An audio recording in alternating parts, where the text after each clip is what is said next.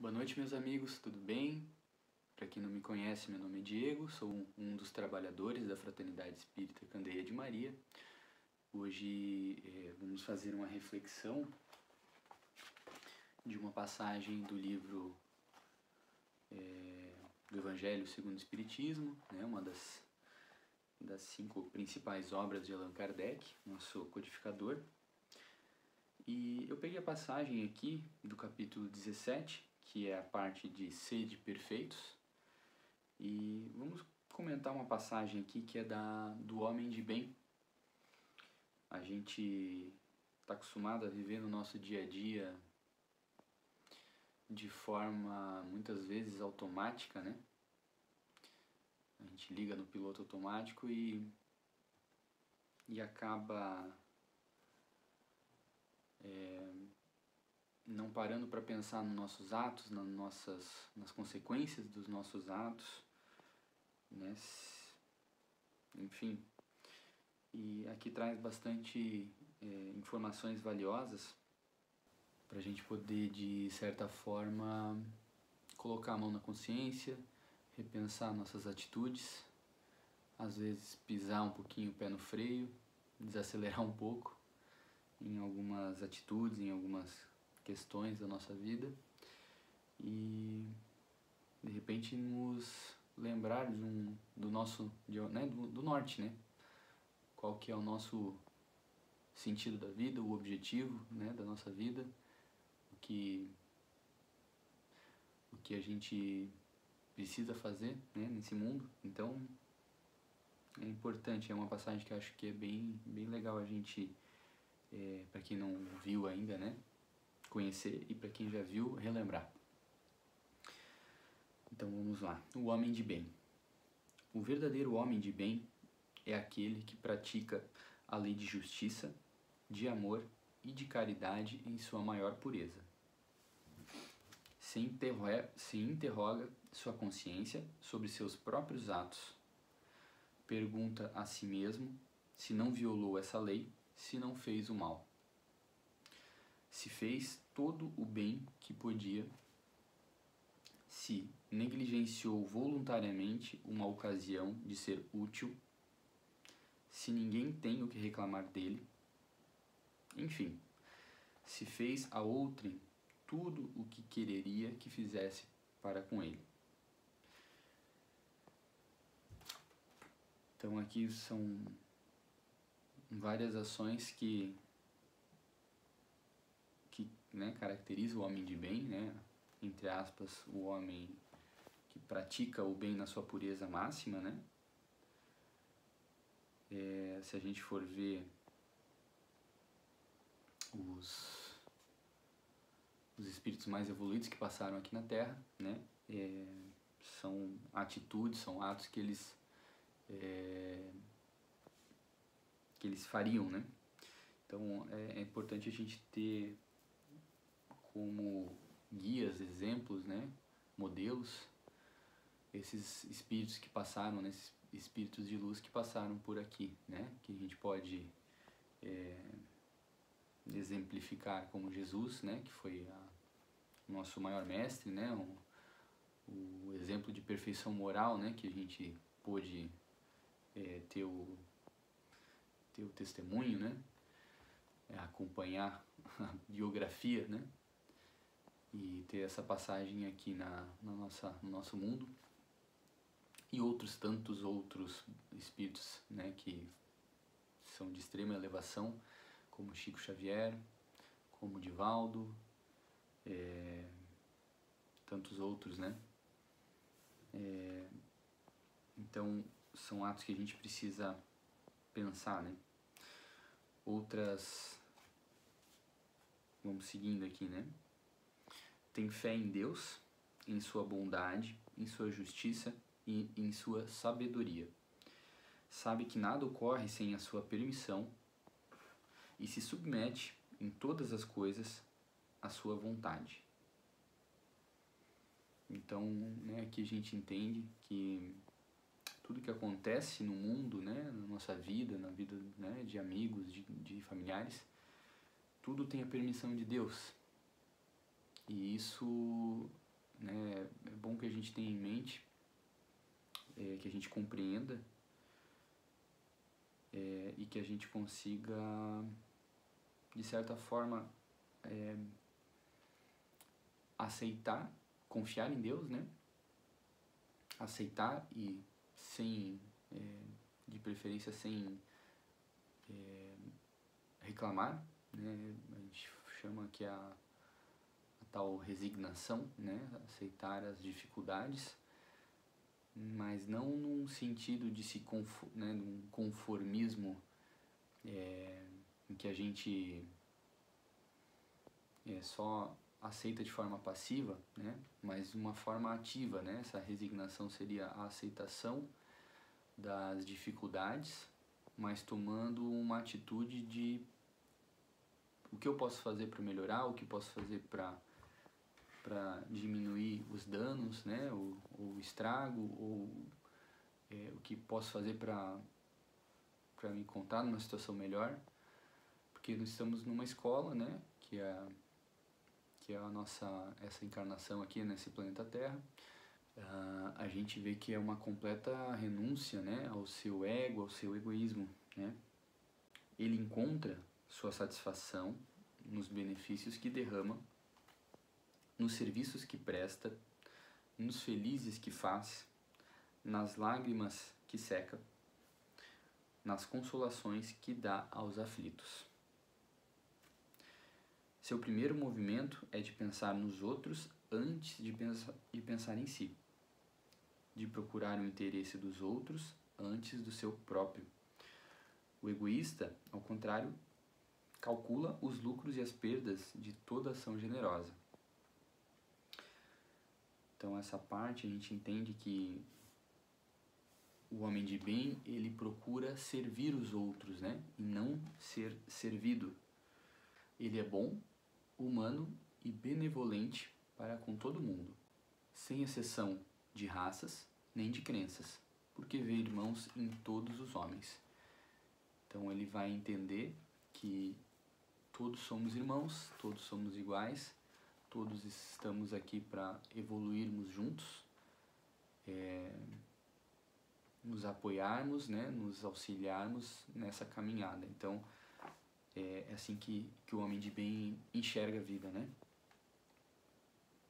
Respeita nos outros todas as convicções sinceras e não lança o anátema àqueles que não pensam como ele. Então respeita opiniões contrárias, desde que sinceras, né? E então ele vai respeitar a opinião de outros, que não necessariamente vão ser concordantes com a dele, mas você vai respeitar as opiniões sinceras, né, de outrem. Em todas as circunstâncias, a caridade é o seu guia. Diz a si mesmo que aquele que leva o prejuízo a outrem por palavras malévolas, que fere a suscetibilidade de alguém por seu orgulho e seu desdém, que não recua à ideia de causar uma inquietação, uma contrariedade, ainda que leve, quando o pode evitar, falta ao dever de amor ao próximo e não merece a clemência do Senhor. Então aqui entende que qualquer sentimento, né, contrário à caridade, né, que sentimentos ou, né, palavras que vão de alguma forma prejudicar a outra pessoa, né, ele entende que, né, que vai faltar com dever de amor ao próximo, de respeito ao próximo. Então entende que não é o certo a se fazer, né, e que não merece a clemência do Senhor, né? Não tem ódio nem rancor, nem desejo de vingança. A exemplo de Jesus, perdoa e esquece as ofensas, e não se lembra senão dos benefícios, porque sabe que lhe será perdoado como ele próprio houver perdoado. Então aqui entende que para ser perdoado, para ter o perdão das suas faltas, ele precisa perdoar aos outros, né? Não tem como você exigir uma coisa dos outros e não valer para si, né? Então ele entende que para ser perdoado, né, para ser perdoado suas faltas, suas dificuldades, ele também precisa perdoar os outros. Senão, não teria justiça nisso, né? Como é que quer ser perdoado por Deus se não consegue fazer nem isso com o seu próximo, né? É indulgente para com as fraquezas alheias, porque sabe que ele mesmo tem necessidade de indulgência. E se lembra da palavra de Cristo, desta palavra de Cristo, que aquele que estiver sem pecado, lhe atire a primeira pedra. Então entende que todos têm as suas dificuldades, cada um, né, e dessa forma ele não vai julgar os outros, né, porque não está vivenciando, né, na pele o que o outro está vivenciando. Também cada um, né, que está nessa passagem está em uma evolução espiritual diferente, tem as suas próprias dificuldades e entende que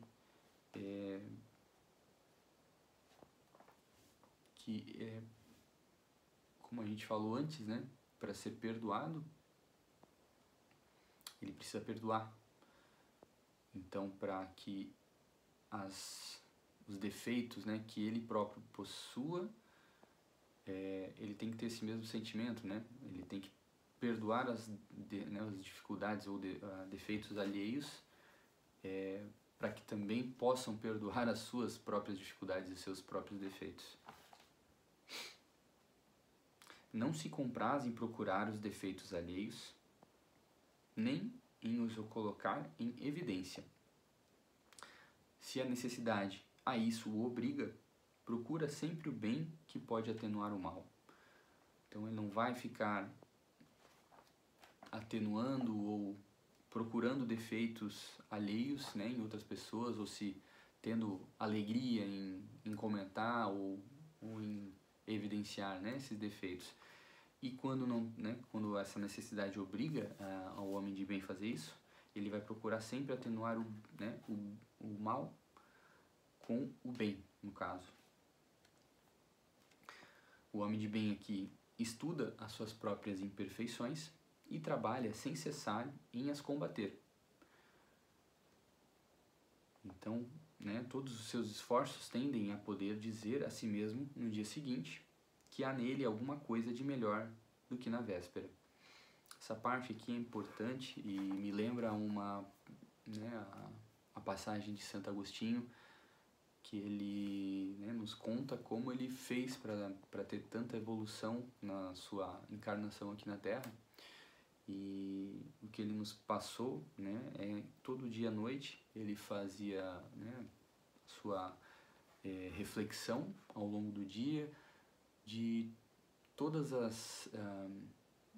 as imperfeições que ele teve, de todas dos males que ele causou ou do bem que ele deixou de fazer. Então ele fazia, né, uma varredura na consciência dele ao longo do dia para entender o que ele errou e o que ele poderia melhorar, para o dia seguinte não cometer os mesmos erros. Então isso ele passou e foi uma forma que ele teve de fazer uma grande evolução espiritual e moral aqui na Terra. E é uma atividade que podemos fazer para podermos, né, de forma contínua estar evoluindo. Então é uma luta diária que nós temos que travar, né? Não procura valorizar nem seu espírito, nem seus talentos às expensas de outrem. Aproveita, ao contrário, todas as ocasiões de fazer ressaltar o que é vantagem dos outros. Então essa é a humildade do seu espírito vai fazer isso, né? De se rebaixar, né? De não querer se evidenciar e de elogiar, né? De ressaltar essas qualidades dos outros. Não tira nenhuma vaidade, nem de sua fortuna, nem de suas vantagens pessoais, porque sabe que tudo que lhe foi dado pode lhe ser retirado. Então, ele entende que esses bens materiais, da mesma forma que ele ganha, né, que é um empréstimo, né, de Deus, se ele não tiver uma conduta correta, né, um caminho correto a seguir, tudo isso pode ser tirado dele. E ele entende que são bens que vão auxiliar na sua caminhada, mas não são essenciais para a sua evolução, né? Então eles não dão uma importância maior do que eles devem ter. Usa, mas não abusa dos bens que lhe são concedidos, porque sabe que é um depósito do qual deverá prestar contas, e que o emprego, o mais prejudicial para si mesmo, é de os fazer servir à satisfação de suas paixões. Então ele entende que a parte mais prejudicial dos bens materiais seria para satisfazer puramente as paixões, né, essas paixões que ele eventualmente possua, né? Então essas seriam a forma mais prejudicial que poderia ter, né, a respeito desses bens concedidos. Se a ordem social colocou homens sob a sua dependência, ele os trata com bondade e benevolência, porque são seus iguais perante Deus. Usa de sua autoridade para erguer seu moral e não para esmagar com seu orgulho. Evita tudo que poderia tornar a sua posição subalterna mais penosa, né? Então, em situações onde ele tem sob a sua dependência, né, outros irmãos, ele vai usar então da sua autoridade para elevar o moral, né, de forma amistosa, amigável, elevar o moral, elogiar, né, exaltar as qualidades e, né, melhorar o convívio com esses irmãos que estão nessa sua dependência, e vai evitar também, tudo que poderia tornar a posição dos seus dependentes mais penosa. Então vai tentar melhorar, né, a vida deles da melhor forma possível, né? E o subordinado, por sua vez, né, se o homem de bem estiver nessa posição, compreende os deveres da sua posição e se faz um escrúpulo de os cumprir conscienciosamente. Então vai respeitar e vai cumprir a sua posição, né, de forma conscienciosa. O homem de bem, enfim, respeita em seus semelhantes todos os direitos dados pelas leis da natureza, como gostaria que se respeitasse para com ele. Então aqui o homem de bem respeita ao próximo e segue a máxima, né, de Jesus para não fazer ao próximo o que não quereríeis que fizessem para convosco, né? Esta não é a enumeração de todas as qualidades que distinguem o homem de bem, mas todo aquele que se esforce em as possuir está no caminho que conduz a todas as outras. Então, aqui ele elenca, né, as várias virtudes, os vários caminhos que devemos seguir. Então, aqui é um guia, né, que muitos dessas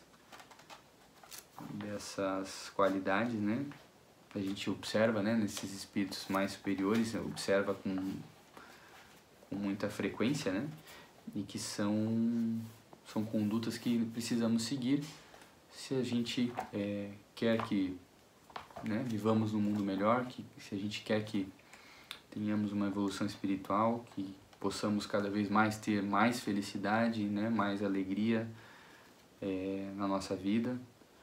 Então são guias seguros para podermos seguir e, né, estarmos no caminho correto. Certo, meus amigos? Espero que tenham gostado. Quem não está inscrito no canal, a gente convida, né, a se inscrever para poder receber essas reflexões nessas terças-feiras. Nas quintas temos as aulas do ESD, né, para quem quiser acompanhar.